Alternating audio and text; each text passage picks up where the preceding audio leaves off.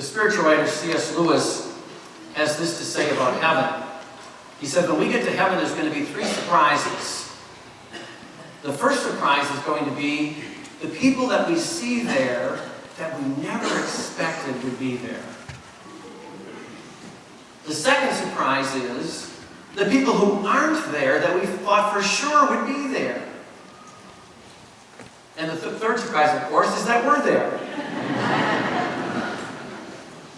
I thought it would be a good idea to do a heavenly story on this Feast of All Souls.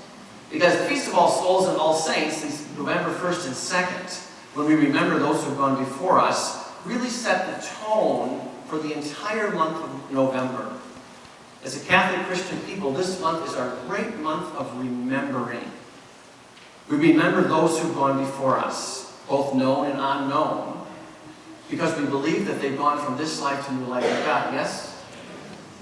And so we celebrate saints, we remember our loved ones, and we believe deeply that they experience a whole new life with God now. And our scriptures, each in different ways, talk about that life and celebrate that life. And all we can do is to reflect on it and try to imagine it, because we haven't been there yet, have we? We hope to get there someday. So the Book of Wisdom tells us that the souls of the just are in the hand of God. I love the image. That God holds us in His hands. That God makes sure that we're safe, that we're loved, that we're in peace. And the peace that they know is deeper than any peace that you and I can ever imagine here. Even though all of us long for peace, we know that, both outwardly and inwardly. We want that peace. And God says to us, whatever peace you have here, their peace is so much deeper. It's something that we look toward, it's something that we hope for. And not only that, they experience the fullness of God's grace and God's mercy. That's also poured out upon us too. So Paul reminds us in the second reading that Jesus came so that we can have new life. He came to reconcile us with God. He came to make us one. And because of Christ's death and resurrection, we too can share that new life. We can celebrate. We can rejoice in it.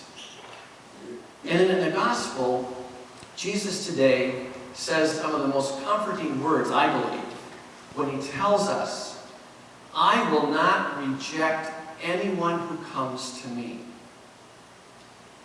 Think about that for a moment. I will not reject anyone who comes to me. Can any of us make that same statement? I'm glad no one raised their hand. Only Jesus can make that statement, right? And isn't it wonderful to know that? Jesus tells us He never turns away from us. He never gets like this, oh, get away from me, I don't talk to you. Leave me alone. No. Jesus' posture is this. It's one of open arms.